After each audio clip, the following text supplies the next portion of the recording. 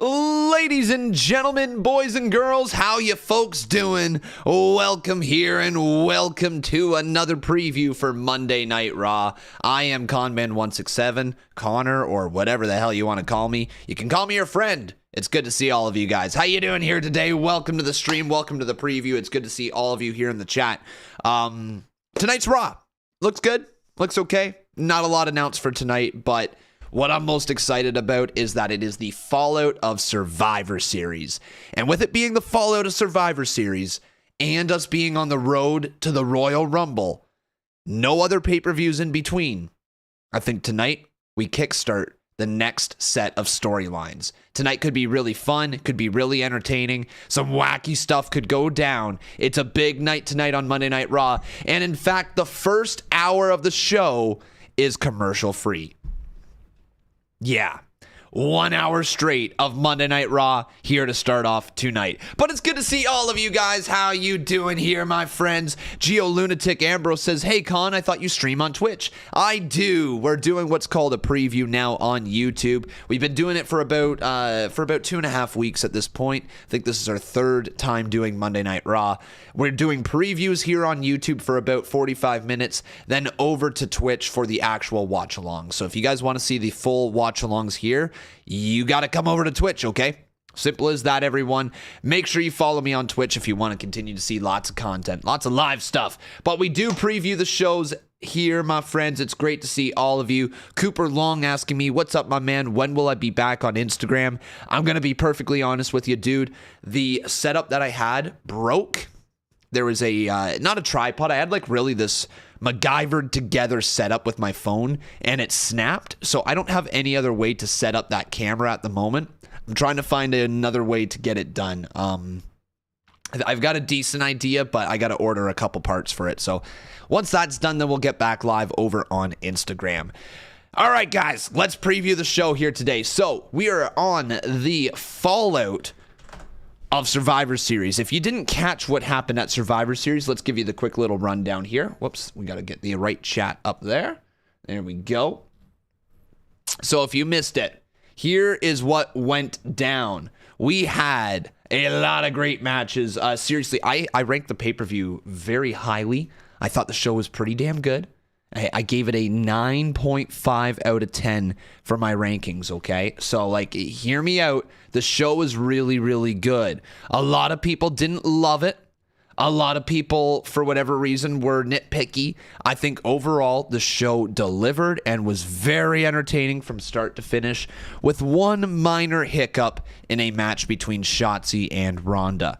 Here we go. Here is your full results. So, the Women's War Games match was Bianca Belair, Alexa Bliss, Asuka, Mia Yim, and Becky Lynch defeating Bayley, Dakota Kai, Io Sky, Nikki Cross, and Rhea Ripley in the Women's War Games match. This one was fun, man. I actually quite enjoyed it.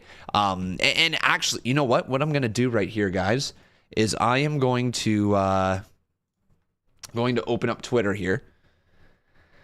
Let's go over to my profile. And what I want to show you is I had some rankings for how I rate Survivor Series for me, all right? I had Theory, Lashley, Rollins, Men's War Games, Women's War Games, Balor, Styles, Rousey, Shotzi. That's how I ranked the 5 matches. So the one that we're talking about right now is the Women's War Games match. I thought it was pretty good.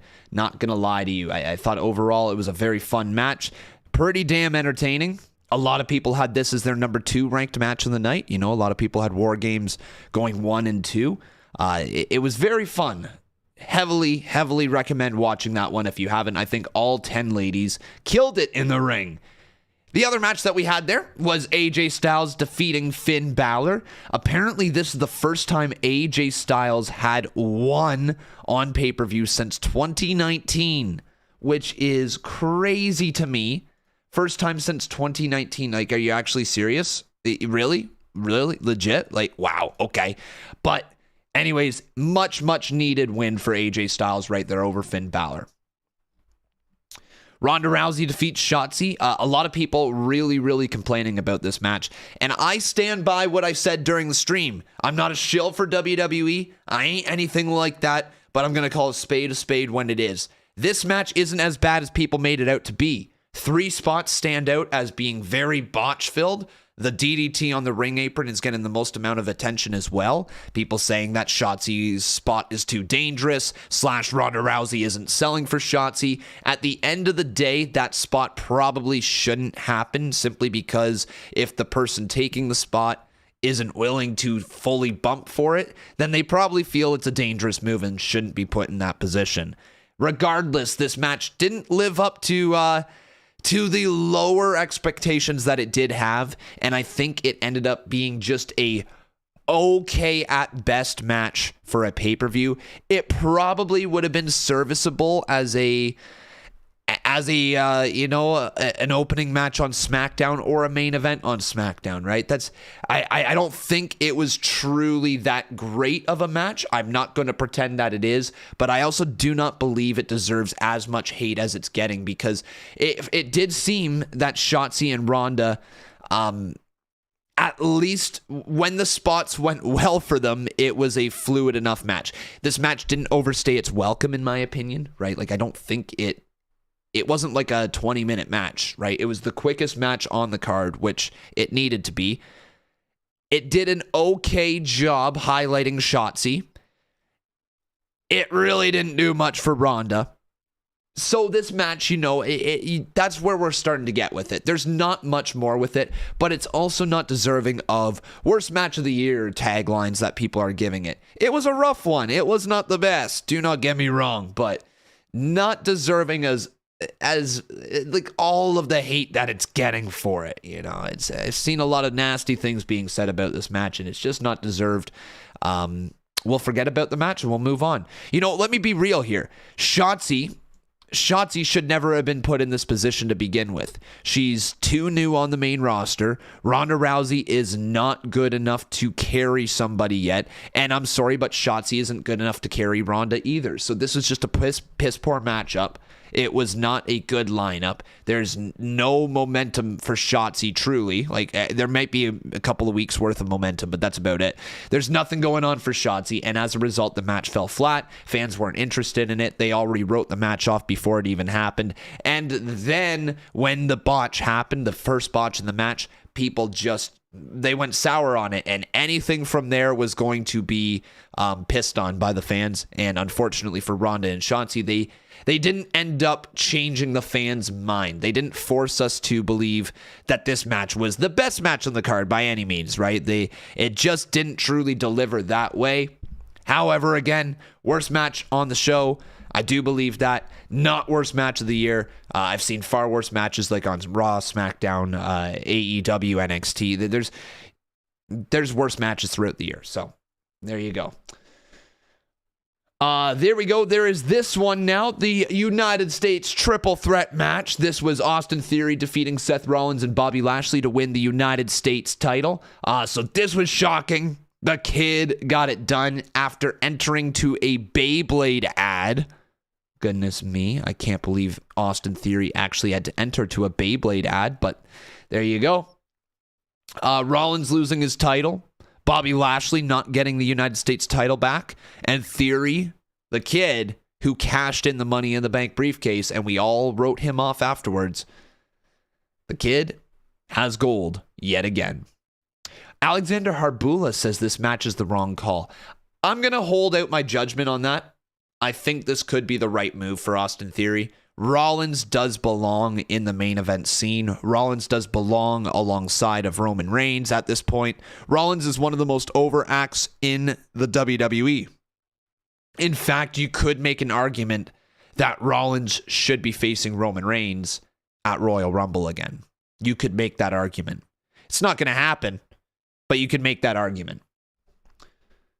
Then the main event, guys, we had Roman Reigns, the Usos, Solo Sikoa, and Sami Zayn defeat Drew McIntyre, Kevin Owens, Sheamus, Ridge Holland, and Butch in the main event of War Games. Now, I want to show you guys a very interesting photo here of the Bloodline. So give me 1 second.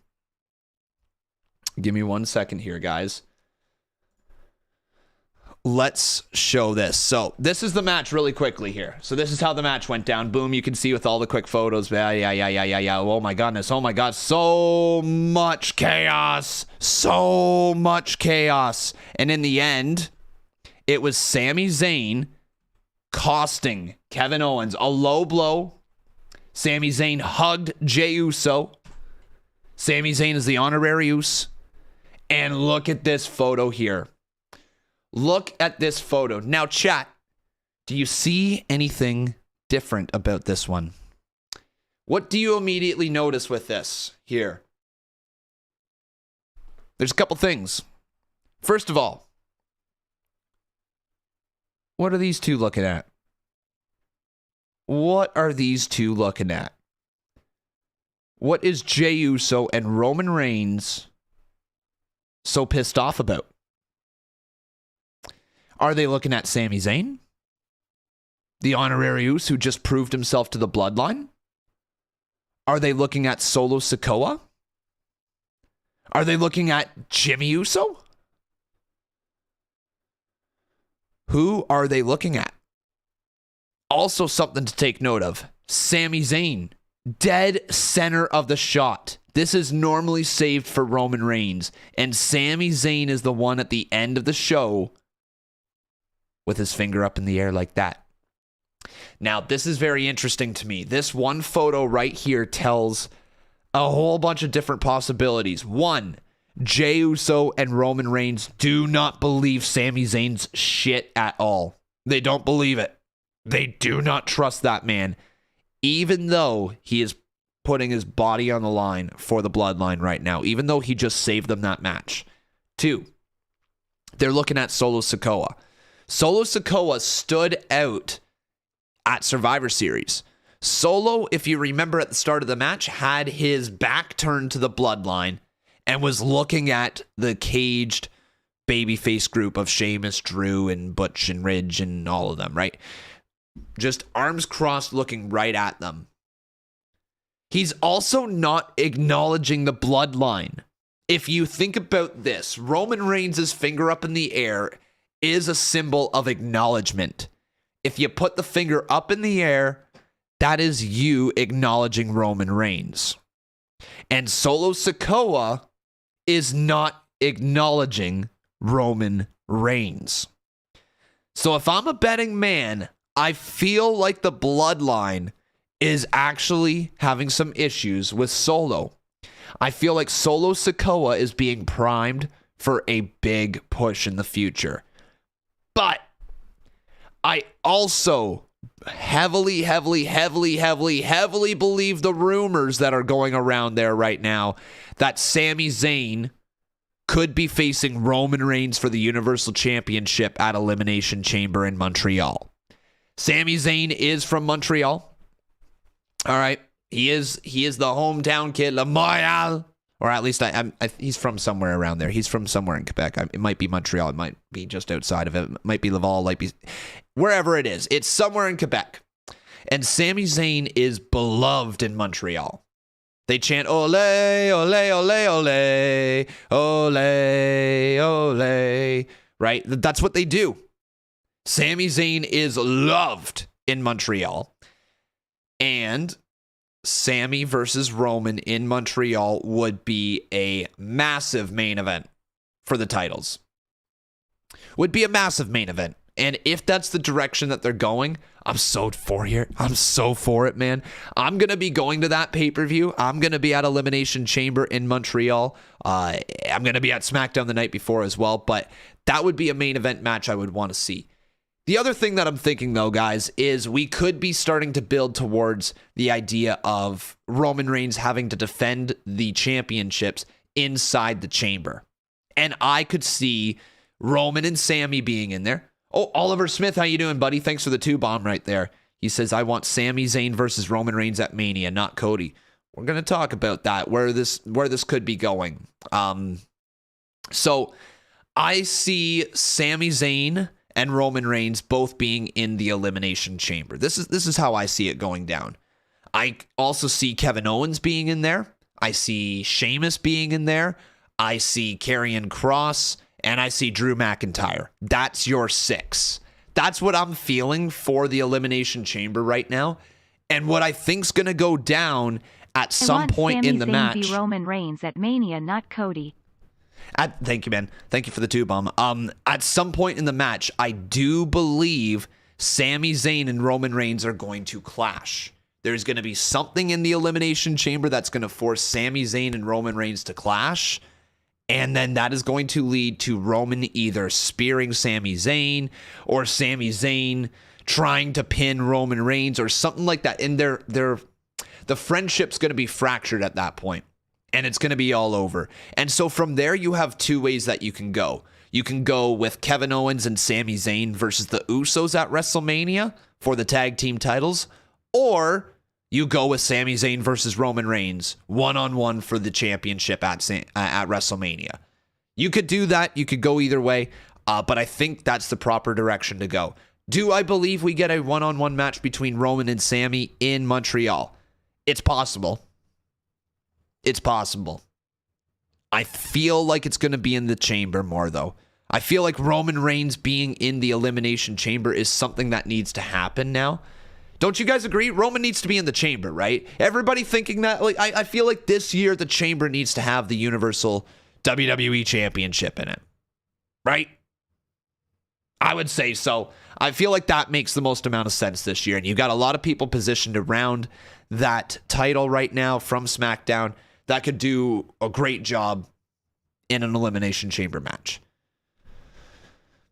You're going to say maybe. Cody is a big factor in this. He also is. He is a massive factor. If Cody is able to come back, Cody versus Roman at Mania could be the story to tell. It could be. It's not a guarantee, but it could be the story to tell. So yeah, we'll just have to wait and see what goes down. But that is the recap of Survivor Series. Let's get into the actual preview now for Monday Night Raw tonight. Now, there's not a lot of action that have been announced, but there is some stuff. So here you go. Tonight's Monday Night Raw. What we have is we've got 2 things so far. So first up, this is Dexter Lumis battles The Miz to earn a WWE contract. So after months of intrigue and surprise attacks, The Miz and Dexter Lumis will finally collide on the November 28th edition of Raw. Ever since Lumis started to appear without a contract to take out The Miz, the mystery has deepened.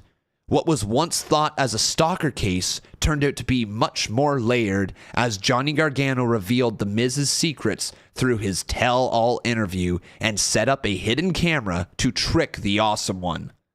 Through these deceptions, The Miz revealed that he had been paying Dexter Lumis for the attacks, and when he stopped paying the bizarre individual, Lumis retaliated by continuing to attack and stalk the A-lister. With this bombshell, it was announced that The Miz will finally go one-on-one with Lumis with some big stipulations. If Lumis wins, he will get the money he's owed and a WWE contract. There you go, guys. And then the other thing that we got is we got the big time Becky Lynch coming on back to Monday Night Raw here tonight. So Becky Lynch will kick off Raw with a commercial-free first hour of the Red brand. Once again, guys, commercial-free. 1 hour, no commercials. Heck yeah. In the wake of her explosive performance in the Women's War Games match at Survivor Series on Sunday night, Becky Lynch is scheduled to kick off Raw tonight. So she's going to start the show. Uh-oh. Guys, we got a 5-bomb. We got ourselves a big old 5-bomb from the botch guy. I don't even have the horn set up, do I? I think I did. That definitely played, right? That definitely played. Hang on. There we go. Yeah, there. Yeah, it works on my end now. How you doing, Bocce? Welcome to the stream, bud. Damn. Tucker versus Bocce at WrestleMania. Tucker versus Bocce at WrestleMania. Puppamania, my man. Puppamania. It's barking wild. How you doing, man? Good to see you. But yeah, that's Monday Night Raw here tonight, guys. You broke my mic. I had to fix it. What do you mean I broke your mic? You're the one who went screaming into it. Oh, Bocce, good to see you. But yeah, guys, that's Monday Night Raw here tonight. That's the preview for the show and the recap for Survivor Series. We got a little bit of interesting news, though, from Sean Ross Sapp here today over on Fightful. So let me pull this up here. No, not quite, Bocce. Not quite. We got about 8 minutes left before we switch on over to Twitch. Okay, about 8 minutes left before we switch on over to Twitch. So if you guys didn't hear, Roman Reigns was actually really pissed off after Survivor Series. So here's what is being reported. So Fightful Select reported that Roman Reigns was visibly upset after the Survivor Series main event, specifically about a spot within the match. It was rumored that those who spoke with Roman Reigns that he took an exception to what was perceived to be an unplanned spot between him and Kevin Owens. All right, so something with Kevin Owens and Roman Reigns went down in the match that wasn't planned. Apparently, this ruptured the eardrum, or possibly ruptured the eardrum of Roman Reigns. So don't know what spot he's talking about. And he wanted the spot to go as originally planned. So basically the spot got changed in the match somehow, and Roman's pissed off.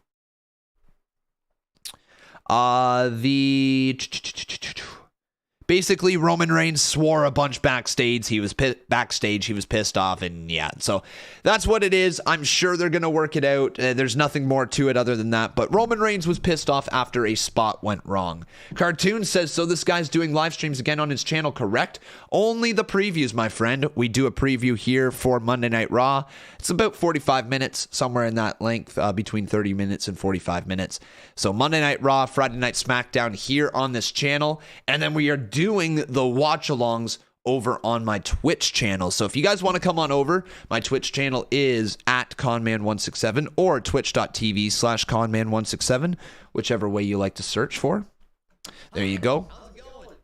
That's my Twitch, whatever you want to call it, my Twitch channel trailer right there that you heard in the background. But go drop that follow, my friends. I want to see some of you dropping the follow, all right? Like right here, right now, everyone. Let's see some follows, huh?